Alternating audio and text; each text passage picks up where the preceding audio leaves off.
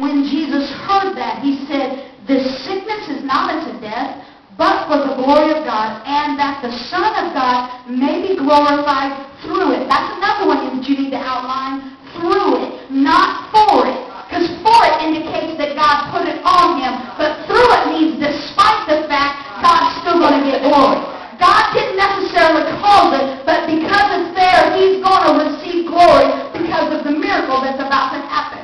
Now, Jesus loved Martha and her sister and Lazarus. So when he heard that he was sick, he went ahead and stayed 2 more days right where he was at. Then after this, he said to his disciples, "Let us go to Judea again." Jump down to verse 17 with me. So when Jesus came, he found that he had already been in the tomb for 4 days.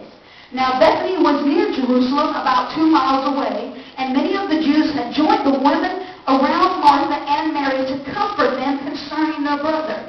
Then Martha, as soon as she heard that Jesus was coming, went to meet him, but Mary was sitting in the house. And then Martha said to Jesus, "Lord, if you had only been here, my brother would not have died.